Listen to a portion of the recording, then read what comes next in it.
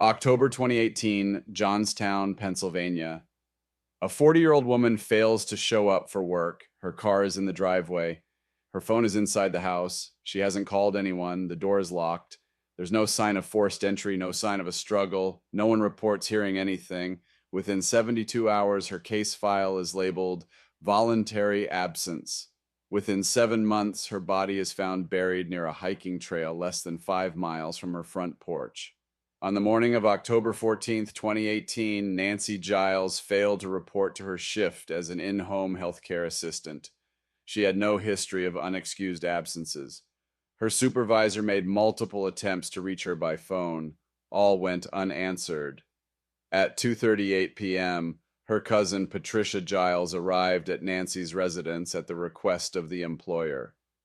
According to Patricia's statement to Cambria County Police, the front door was locked, but Nancy's vehicle, a silver 2007 Saturn Vue, was parked in its usual space. Lights were off. Patricia knocked repeatedly, then called 911 at 2:49 p.m. Responding officers conducted a wellness check. Entry was gained through the landlord, who arrived with a spare key. Inside, the home was cold and silent. The thermostat had been turned off. On the kitchen counter sat Nancy's cell phone and wallet. There were no signs of forced entry, no broken windows, no overturned furniture.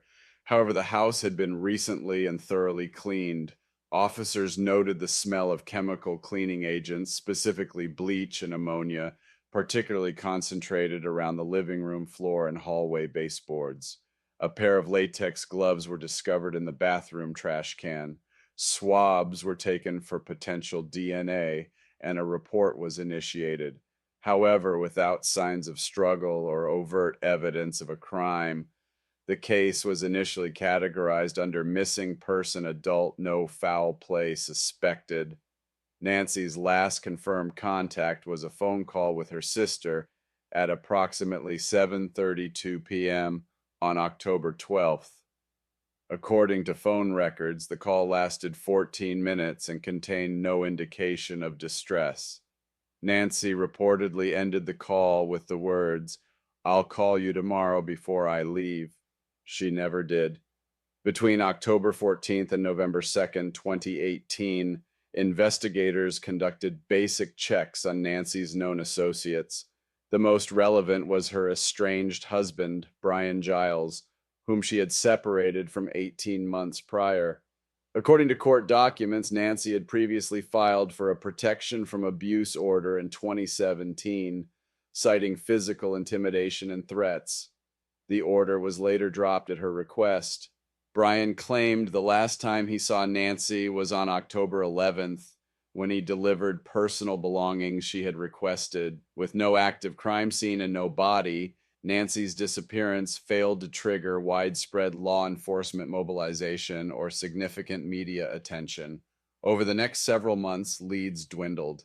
Tips from neighbors and friends, ranging from sightings at gas stations to rumors of her leaving town, were all investigated and dismissed. In April 2019, the case was formally reclassified as a cold case suspicious circumstances. But on May 9th, 2019, a break came, unexpected and grim. A hiker walking along the James Wood Sculpture Trail, a wooded path in Richland Township, noticed what appeared to be a fragment of bone protruding from loose soil. The area was located roughly 4.6 miles from Nancy Giles's residence. Police were called to the scene, and excavation began under the direction of the Cambria County Coroner's Office and state forensic anthropologists. The remains, buried in a shallow grave less than 2 feet deep, were wrapped in a deteriorating tarp and partially covered with brush. No personal items were found near the body. Dental records confirmed the remains belonged to Nancy Giles. The autopsy revealed blunt force trauma to the left side of the skull. Multiple facial fractures were identified, including a broken zygomatic arch and mandible. There was no evidence of defensive wounds. Cause of death was listed as homicidal violence blunt force trauma to the head. The discovery immediately shifted the case from a missing person to a homicide investigation. Search warrants were issued for Nancy's previous residence and known associates. Investigators began to re-interview individuals who had previously been cleared under the initial missing persons file, including Brian Giles. Detectives noted the similarity between the chemical smell noted in the initial wellness check and the method of body concealment: hasty burial, tarp wrapping, and chemical suppression of scent, but without direct forensic evidence tying any suspect to the crime scene. No arrests were made. By June 2019, the case was under joint investigation by the Johnstown Police Department and the Pennsylvania State Police. The homicide file remained open but inactive, pending new evidence. In the days following the discovery of Nancy Giles' body, investigators turned their focus toward individuals in her immediate circle, those with access, motive, or history. Her estranged husband, Brian Giles, fit all three. The two had been married for nearly a decade before separating in early 2017. Divorce proceedings were initiated but never finalized. At the time of her disappearance, Nancy was still legally married to Brian, though they lived apart. Public records showed they had shared the home on the 500 block of Pine Street until the lease ended in late 2017. After that, Nancy moved to a small one-bedroom rental less than 10 minutes away. Their separation was not amicable. In March 2017, Nancy filed a temporary protection from abuse (PFA) order, citing threats and intimidation. The order was active for 28 days before she voluntarily rescinded it. No criminal charges were pursued, but the incident remained in the Cambria County Court database. According to the statement Nancy gave in support of the PFA, Brian had become increasingly erratic, verbally aggressive, and unwilling to accept the separation. She reported an incident in which he allegedly blocked her car in a parking lot for over 45 minutes while refusing to let her leave. Despite the history, Nancy maintained periodic contact with Brian. Text records obtained through subpoena showed they had exchanged messages as recently as October 11th, 2018, one day before her last confirmed phone call. The exchange appeared transactional. Nancy asked about picking up personal items left at his residence. Brian responded with a brief reply, "We'll leave them on the porch." When interviewed on May 14th, 2019, Brian told detectives he had last seen Nancy on October 11th. He claimed she came by his house to collect items she had stored in his basement: a folding table, two small boxes, and a winter coat. According to Brian, she stayed no more than 20 minutes. He offered no specific departure time, and no surveillance footage was available from that area. He was not placed under arrest. Neighbors provided mixed statements. One reported seeing a vehicle similar to Nancy's parked in front of Brian's residence on the evening of October 11th. Another claimed they heard a loud argument that same night but could not confirm who was involved. No formal complaint had been filed. No doorbell cameras existed on the block. No audio recordings were obtained. Investigators reviewed Brian's phone records and noted a gap in outgoing activity between 8 p.m. on October 11th and 3:40 p.m. on October 12th. He claimed he had gone to bed early and worked a late shift the next day. His employer, a local moving company, confirmed that he was on the schedule for a 4 p.m. dispatch on the 12th, but could not verify his location prior to that time. No location tracking data was available for Brian's phone during the relevant window. He used a prepaid burner phone with limited GPS functionality. Investigators found this to be a red flag, but not enough to detain him. Without eyewitnesses, forensic evidence, or surveillance footage, the timeline remained speculative. Inside Brian's residence, no search had been conducted in 2018 due to the lack of probable cause. Following the recovery of Nancy's remains, a limited consent search was performed with Brian present. Officers found nothing of evidentiary value at that time. Nancy's relatives continued to push for deeper investigation. Her cousin Patricia provided text messages in which Nancy expressed fear and distrust toward her ex-husband. In one dated September 21st, Nancy wrote, "I don't trust him alone with me. I always keep my phone close just in case." These were admitted into evidence but considered circumstantial without corroborating proof of a threat. As of July 2019, Brian Giles remained a person of interest. He was not publicly named as a suspect. The forensic team attempted to link materials found at the burial site to any known property owned or accessed by Brian. The tarp in which Nancy was wrapped was generic, sold in most hardware stores. Soil residue on the fabric matched local terrain but was inconclusive.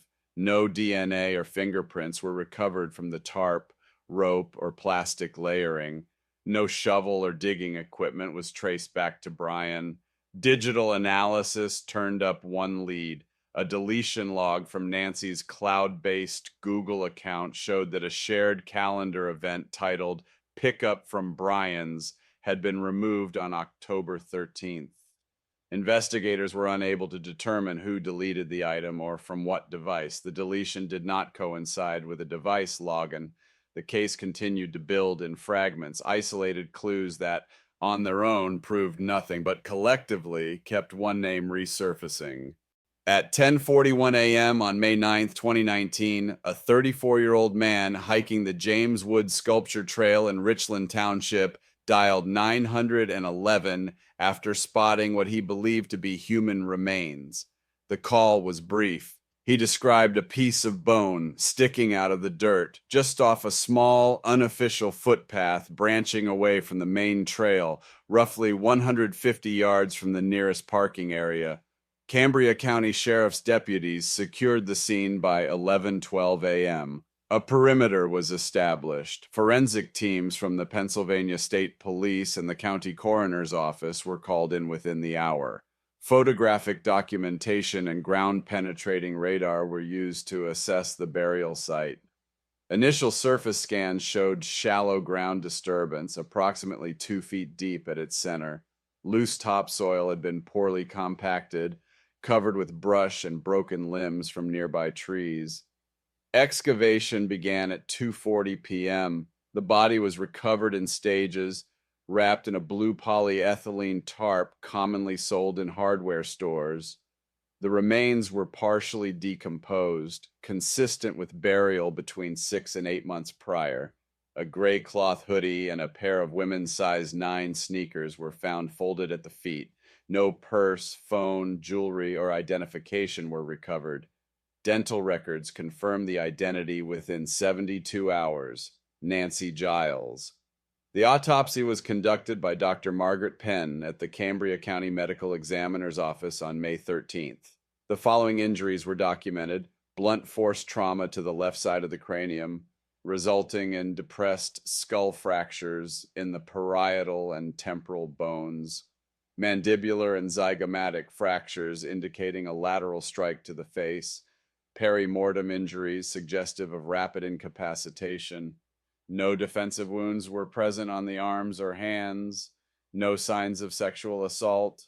Cause of death: blunt force trauma to the head. Manner of death: homicide. Toxicology reports were negative for alcohol, narcotics, or sedatives. Time of death was estimated between the evening of October 12th and early October 13th, 2018, aligning with the window during which Nancy was last seen and stopped responding to communications. The tarp was tested for trace evidence. No fingerprints or foreign DNA were recovered. Small fibers consistent with nylon twine were embedded in the knots. Investigators cross-referenced the tarp's manufacturing label and SKU number with retail distributors. It had been sold in bulk at multiple chain retailers throughout Western Pennsylvania. No link to a specific purchase or customer was established. Soil and vegetation samples were taken from the site and compared to samples taken from properties associated with Nancy and her former husband. Similarities were inconclusive. The burial site was located on public land, unmonitored, with no surveillance coverage and high foot traffic during warmer seasons. The lack of animal activity suggested the body had been buried during cooler months, which forensic entomology reports supported. Insect colonization was minimal, further validating the estimated time of death. Attention shifted back to the initial missing person investigation. Detectives cross-checked items found with Nancy's known belongings. The shoes were a match for a pair reported by her cousin as missing from her home. The hoodie had no personal identifiers. Luminol testing was conducted inside Nancy's former residence for blood evidence. No significant results were obtained. At this point, the case was formally reclassified as a homicide investigation. The Cambria County District Attorney's Office authorized additional search warrants targeting digital and physical records connected to Nancy's recent contacts. Investigators re-examined initial site visit photos taken during the wellness check in October 2018. One image, originally dismissed, showed a faint handprint smudge on the inside of the glass patio door. No clear ridge detail was visible. It was consistent with the partial clean and rewipe. Further forensic review of the bathroom trash, collected during the initial check but not fully analyzed, revealed 2 additional latex gloves with trace blood residue. The blood was confirmed as Nancy's. The gloves yielded no usable prints, but their presence in the trash post-disappearance contradicted the assumption that no crime had occurred in the home. No weapon was recovered. A tool mark analysis was performed based on the skull fractures. The injuries were consistent with a single-handed object, potentially a hammer or weighted flashlight, but the exact weapon could not be determined. The burial method was hurried. Investigators concluded the perpetrator had likely returned to the area after dark and worked without proper digging tools. The grave's dimensions and depth were inconsistent with premeditated burial. Forensic taphonomy reports suggested body concealment had not been planned far in advance. Despite renewed focus, no forensic link could yet connect any individual to the burial site. No GPS records, witness sightings, or vehicle traces placed a suspect near the trail during the critical window. The discovery of Nancy's body significantly altered the investigation's urgency, but not yet its solvability. Detectives now had a homicide, a confirmed victim, and a method of death. What they didn't have was a provable killer. Yet, in early 2020, while the investigation into Nancy Giles' homicide remained open but stalled, a woman named Jilly began appearing regularly at the same residence where Nancy had once lived with Brian Giles. The property, a modest single-family home in Johnstown, was rented under Brian's name. Surveillance was inactive. No active warrants existed at the time, and Brian had not been charged with any crime. Jilly 44, was known locally. She had worked part-time in food service at a diner on Lincoln Street and previously at a home cleaning service. According to employment records, she left her last known job in January 2020, citing personal reasons. Her driver's license and billing addresses were updated to reflect her cohabitation with Brian by late February of the same year. Neighbors observed Jilly moving in slowly, first staying over, then relocating fully with several boxes and plastic tubs. No family accompanied her. She did not own a car. Her daily patterns became limited to that single property, save for brief trips by foot or the occasional ride in Brian's truck. From March through October, her public presence was minimal. During this time, no new evidence had been released in Nancy Giles' case. For the community, interest in the homicide had faded, eclipsed by national concerns and the ongoing pandemic. Internally, the Homicide Task Force continued to review archived data and lab results, but no new leads emerged until late 2020. On December 19, 2020, a longtime friend of Jilly's, Linda Weaver, filed a missing person report with the Johnstown Police Department. According to her statement, she had not heard from Jilly in over 2 weeks. Texts had gone unanswered. Jilly had previously mentioned plans to get out of that house and start over, though no destination had been shared. Linda said that Jilly sounded nervous during their last conversation. Law enforcement initiated a welfare check. Brian Giles answered the door. He claimed Jilly had taken off during the first week of December and left no forwarding address. He denied knowledge of where she had gone or why she had left. He stated that she had walked out during an argument and had not returned. The officer filed a report but noted no signs of foul play, no forced entry, no blood, no disturbances. Brian declined consent to search the residence, citing privacy. Jilly Todaro's official status remained missing voluntary departure. 2 weeks later, investigators interviewed additional neighbors. One woman who lived across the street told police she hadn't seen Jilly for a while, but had heard loud noises coming from the basement during the night of December 5th. She described it as banging, then silence. No police call was made at the time. Another neighbor reported seeing a large duffel bag being loaded into a trash bin on December 6th, but no photo or footage was available. Garbage collection had occurred the next morning. Phone records showed Jilly's cell phone had not connected to any network towers after December 5th, 10:32 p.m. That was the last data ping, originating from a residential cell tower near the home. No social media logins, banking activity, or calls were made after that point. No employment had been registered since January. No reported visits to emergency rooms or shelters. Jilly had no children. Her only living relatives were out of state and had not spoken to her in over a year. On January 10th, 2021, a follow-up search was requested. The request was denied due to lack of probable cause. Without a body or evidence of a crime, investigators could not escalate the missing person case into a criminal investigation. Detectives began quietly re-examining Brian Giles's previous behavior, including his known interactions with Nancy Giles. Parallels began to surface. Both women lived in the same house. Both had expressed a desire to leave. Both had disappeared with no contact, and in both cases, their last known location was Brian's home. Both lacked access to a personal vehicle at the time they went missing. The similarities prompted internal comparisons between case files.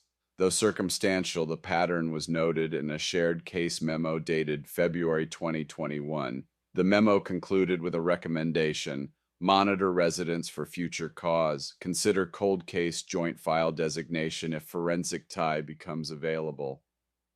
Still, no body meant no crime. The case went dormant. For the next 2 years, Brian Giles lived alone in the same residence. According to utility records, water and electric usage remained stable. Property taxes were paid. Trash collection continued. No arrests, no interviews, no further complaints. Behind closed doors, Jilly Todaro was never seen again. By March 2021, the disappearance of Jilly Todaro had quietly sat unresolved for over 3 months. The file was still marked as a voluntary missing person, but internally, several detectives weren't satisfied with that designation. The overlap between Jilly's and Nancy's circumstances, both women living with the same man, both vanishing without a trace, both surrounded by limited digital footprints, was no longer viewed as coincidence. The homicide unit reclassified Jilly's file as a linked concern to the Nancy Giles case and initiated a comparative review. Detective Carla Hirsch, a senior investigator with the Cambria County Criminal Investigations Division, requested access to archived interviews, digital forensics logs, and forensic pathology reports tied to Nancy Giles's homicide. Her objective: to map behavioral and forensic consistencies between the two cases. What she found was enough to warrant renewed attention.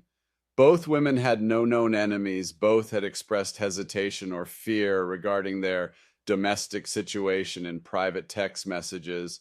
Nancy had confided to a cousin in September 2018 that she never felt relaxed when he was around. Jilly had told a coworker in November 2020, "I sleep with one eye open." Neither had reported recent abuse to authorities. In both cases, the last person known to see them was Brian Giles. But what truly elevated investigative interest was not anecdotal, it was digital silence. For both Nancy and Jilly, their mobile devices went inactive within similar evening hours, 9:30 to 10:45 p.m. The final pings were logged at the same residential tower near Brian's home. Neither phone had ever reconnected to a signal afterward. Their digital trails went cold with precision. Detectives pulled sanitation logs from the Johnstown Department of Public Works residential trash collection data indicated that in both cases, shortly after the women disappeared, Brian's property had generated significantly higher waste volume than the weeks prior. The uptick was not extreme, but enough to raise questions about disposal timing and potential evidence lost. Investigators revisited the initial search decisions.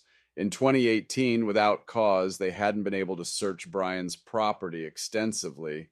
In 2020, the missing person label limited their authority. Now, with two women unaccounted for and a forensic death already confirmed, the Cambria County District Attorney's Office authorized an exploratory cold case review that would recontextualize both disappearances as potential serial domestic violence homicides. They began with mapping patterns. Brian Giles had remained in Johnstown since 2017, living in the same house throughout.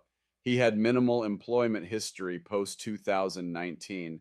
Most financial activity came from disability benefits and under the table labor. He had no recorded travel outside the region. Public records and DMV data showed he hadn't registered any vehicle transfer, property acquisition, or firearm purchases in the past 5 years.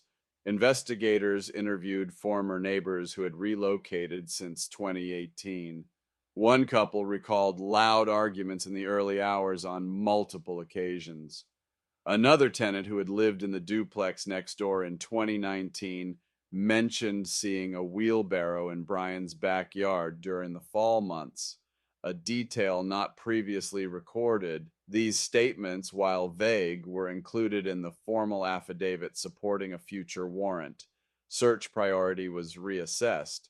The original 2018 consent walkthrough had been brief, and the 2020 welfare check had been limited to visual confirmation. Neither included a forensic basement search. Detective Hirsch submitted a formal warrant request on June 10th, 2021, to re enter the property with ground penetrating radar and canine cadaver units. The warrant was denied twice due to lack of direct evidence of Jilly's death, but after consultation with Pennsylvania State Police, investigators identified a potential workaround: property code enforcement.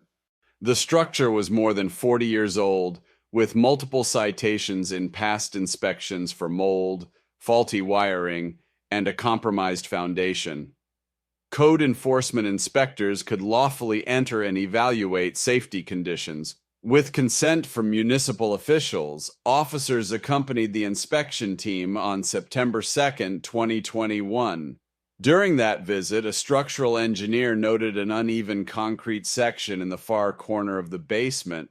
The slab appeared newer than the rest of the floor, smoother, paler in color, and slightly raised. The inspector flagged the anomaly as non-compliant with uniform flooring codes. Photographs were taken. Soil samples were extracted from cracks at the edge of the slab. A faint chemical odor similar to household ammonia was noted by two officers. The area was sealed and recorded. A follow-up motion was submitted for judicial approval of a limited forensic excavation. Approval was granted under exigent investigative interest. On October 1st, 2021, ground excavation commenced. Beneath the concrete slab, less than 18 inches below the surface, investigators uncovered human remains. Wrapped in synthetic bedding, the remains were in advanced decomposition. Initial visual indicators suggested a female body. A set of keys, a nylon hoodie, and a woman's wristwatch were recovered near the remains. Dental records and bone measurements were consistent with Jilly Todaro. The body was transported to the Cambria County Medical Examiner's office for full autopsy. Despite significant decomposition, multiple perimortem injuries were observed. A fractured hyoid bone and blunt trauma to the cranial vault were confirmed. Cause of death, homicidal violence. Estimated time of death, early December 2020. This time there would be no delay. Brian Giles was placed under surveillance within 24 hours. On October 4th, 2021, 3 days after the discovery of human remains confirmed to be Jilly Tadaro, a warrant for the arrest of Brian Giles was issued by the Cambria County District Attorney's Office. The charges initially filed were connected only to the 2018 homicide of Nancy Giles, based on the existing autopsy, circumstantial evidence, and digital trails linking her disappearance to his location. The active case involving Jilly Tadaro was still undergoing full forensic analysis and would be pursued separately once the laboratory report and official cause of death declaration were finalized. Brian Giles was arrested without incident at approximately 6:22 a.m. at a convenience store on Franklin Street. He was alone. He did not resist. He was advised of his rights and transported to the county holding facility for booking. Items in his possession included a flip phone, one set of keys, $41 in cash, and a receipt for gasoline dated 2 days prior. During the initial interrogation, Giles invoked his right to counsel. He provided no statement, no admissions were made. He was held without bail pending arraignment. A preliminary hearing was scheduled for October 13th. The prosecution presented their case around 4 core pillars. 1, the timeline of Nancy Giles's disappearance aligning with Giles's last verified contact. 2, the discovery of Nancy's body in a location Giles was known to frequent. 3, the presence of her blood in his bathroom trash. And 4, a pattern of control and isolation documented by Nancy's communications in the weeks prior to her death. Evidence was supported by forensic reports, sworn affidavits from family and neighbors, digital records of text exchanges, and a history of previous domestic complaints filed, though never prosecuted. The defense argued that the case remained entirely circumstantial, with no eyewitnesses, no murder weapon, and no DNA placing Giles at the burial site. They moved to suppress the glove evidence on the grounds of improper chain of custody, but the motion was denied. The judge ruled that the case would proceed to trial. Jury selection commenced in January 2022. The process was lengthy, with several jurors dismissed for prior exposure to the Nancy Giles case via local news. Opening arguments began February 7th, 2022. The prosecution focused on timeline control.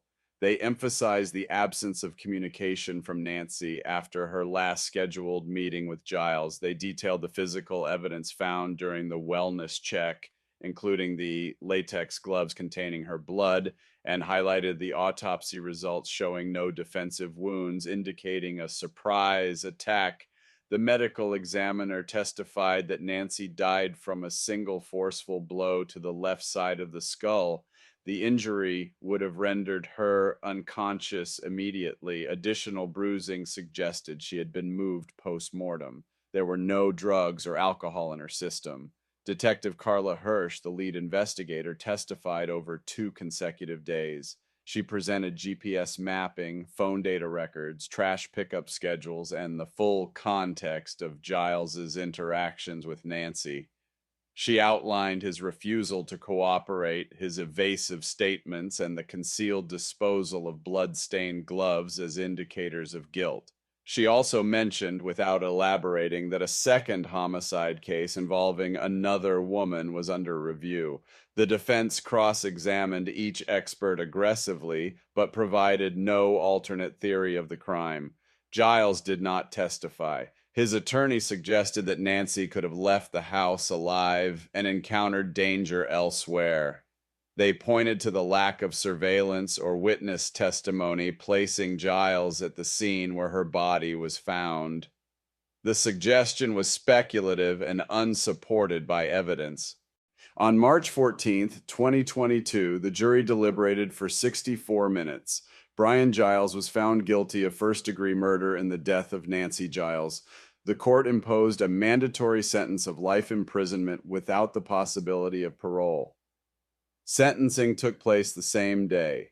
No victim impact statements were read publicly at Giles' request, but a written statement submitted by Nancy's sister was entered into the record. Following conviction, Giles was transferred to the State Correctional Institution at Laurel Highlands. That verdict, while conclusive for one case, triggered immediate procedural acceleration for the second. The full autopsy report on Jilly Todaro was completed by mid-April 2022. It confirmed multiple facial bone fractures, a broken hyoid consistent with manual strangulation, and bruising patterns suggesting restraint. The time of death estimation aligned with the last known digital activity from her phone. Forensic testing confirmed the presence of both Jilly's and Giles's DNA on the bedding she was wrapped in, as well as inside the concrete slab cavity. The chemical residue matched industrial-strength ammonia and over-the-counter concrete filler. On May 2, 2022, Giles was formally charged with a second count of first-degree murder, abuse of a corpse, and tampering with physical evidence. These charges were filed separately to ensure clarity and procedural fairness. At the arraignment, he again declined to enter a statement. His legal counsel challenged the validity of the property search, but the warrant and execution protocol were upheld by the court. Preparations began for a second trial. On October 1st, 2021, the Cambria County Forensic Evidence Response Team began excavation of a 6x4 section of concrete in the rear quadrant of the basement at 217 Pine Street, Johnstown. The slab, noted during a prior structural inspection, had been poured with visibly newer cement, inconsistent in color and finish with the rest of the flooring. Officers secured the perimeter and used handheld jackhammers to break through the top layer. Beneath it, approximately 18 inches below the surface, a cavity was revealed. The void contained a tightly wrapped bundle of synthetic material, later identified as a gray fleece comforter, folded and bound with polypropylene twine. Inside were the partial skeletal remains of a female showing signs of advanced decomposition consistent with 9-11 months of burial. The material was saturated in residual fluid and insect activity was consistent with post-mortem concealment in a sealed space. The scene was documented in full, laser scanning, high-resolution stills, and temperature humidity profiling. The body was extracted under supervision of the county pathologist and transferred to the medical examiner's lab under sealed chain of custody. Alongside the body, investigators recovered a wristwatch with a cracked faceplate frozen at 10:38 p.m., a set of 2 house keys wrapped in tissue, a retail tag from a Value Max hoodie traced back to a store 2 blocks from Jilly Todaro's former workplace, a partial driver's license fragment bearing the first 2 letters of Jilly's legal name. Forensic odontological analysis confirmed the identity of the remains as Jilly Todaro. DNA comparison with a maternal cousin verified the match. Age, stature, dental records, and prior medical imaging corresponded without deviation. The autopsy was conducted over 2 sessions. The following observations were noted: blunt force trauma to the mid-facial region, nasal fracture, bilateral zygomatic fractures, and a displaced orbital rim, a fractured hyoid bone suggestive of manual strangulation, posterior bruising on the wrists and inner thighs indicating restraint. No evidence of sexual trauma, post-mortem positioning consistent with folding and compression into a confined space, chemical residue, ammonia-based on fabric surrounding the head and chest areas, cause of death, homicidal violence, manual strangulation with secondary blunt force trauma. Investigators revisited Brian Giles's property records. Permits showed no professional work authorized for concrete repairs in the basement.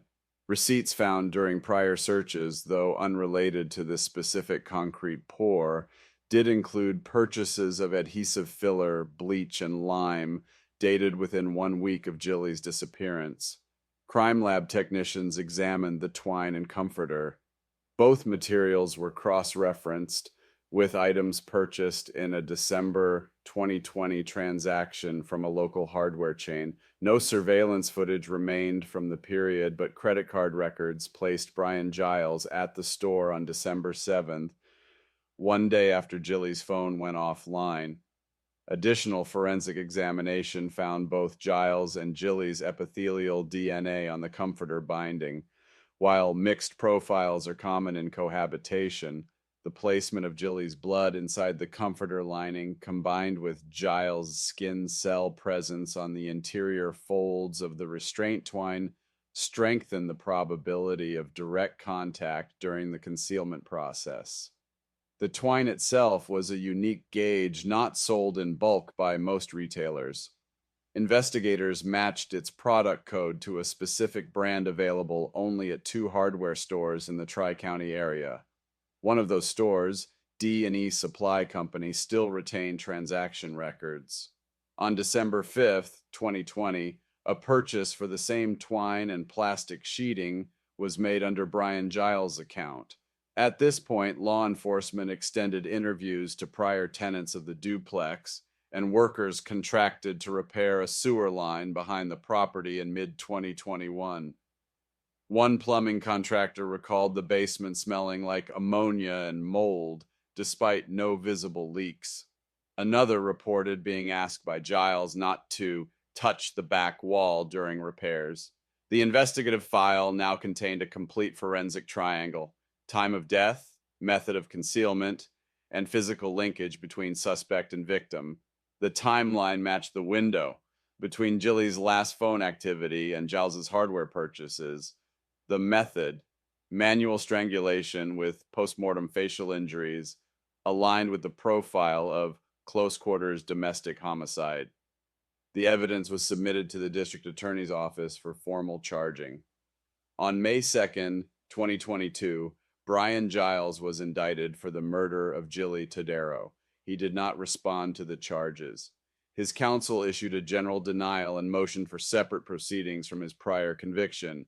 The court approved severance to prevent prejudicial influence on the new jury pool. The trial date was set for fall 2023. In the months that followed, investigators revisited archival notes from the Nancy Giles case. They examined not just the outcome, but the indicators they had missed: signs of coercion, control, and gradual isolation. The comparison with Jilly's experience was no longer academic. It was procedural evidence that painted a repeat pattern.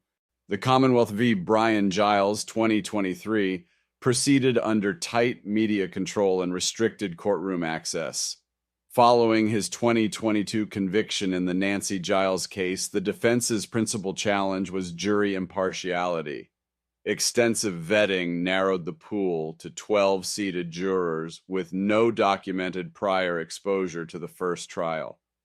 Proceedings commenced on October 16, 2023. The prosecution, led by Assistant District Attorney Rachel Lindstrom, opened by stating the intent to establish not only opportunity and means, but a behavioral continuity between the defendant's known history and the facts surrounding the death of Jilly Todaro.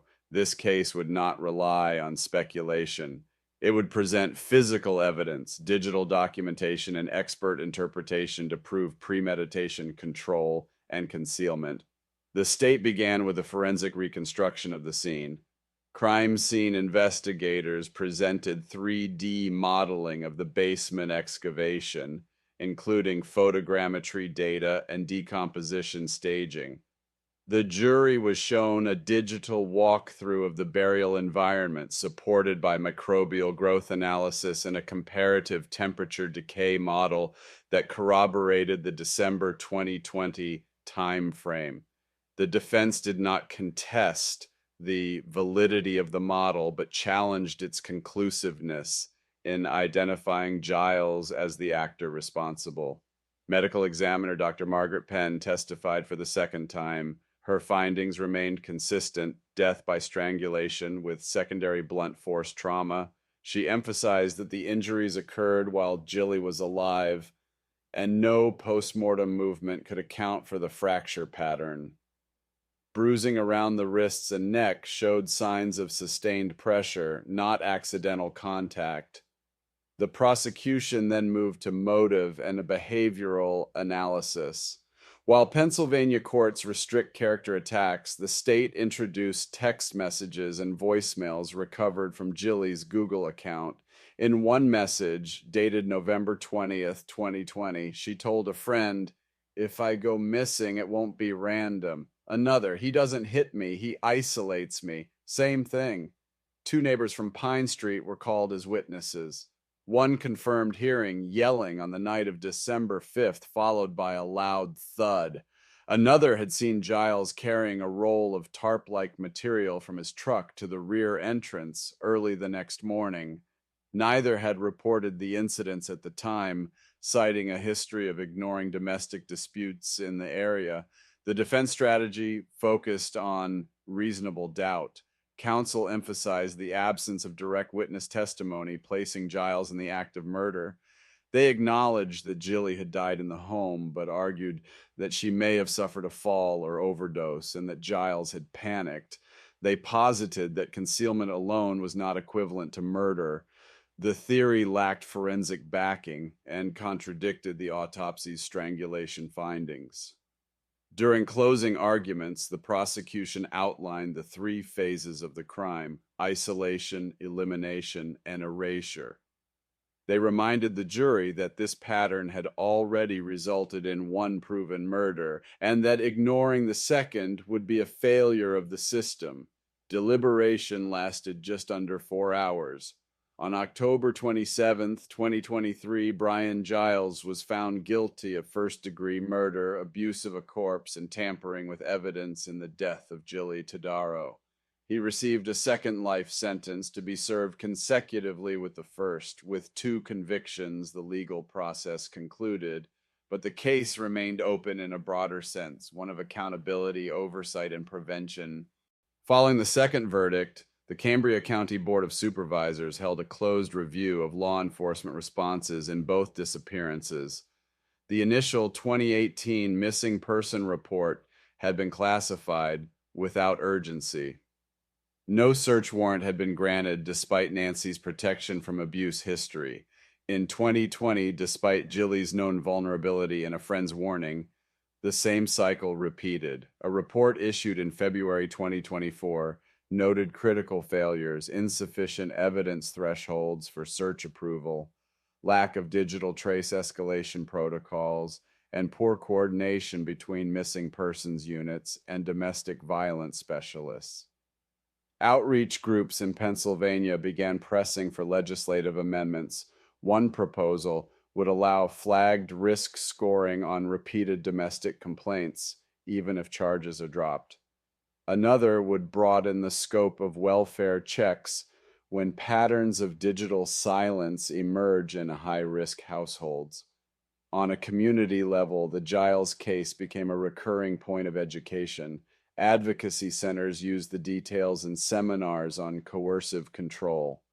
Victim support services began incorporating digital forensics training to recognize when silence isn't just absence, but an alarm. Both Nancy and Jilly were memorialized in a joint remembrance vigil in late 2023. Their names were read aloud, not as victims of random violence, but of predictable escalation. There were no final statements from Brian Giles, no apologies, no recorded acknowledgement of either woman's death, but the absence of words did not erase the weight of evidence.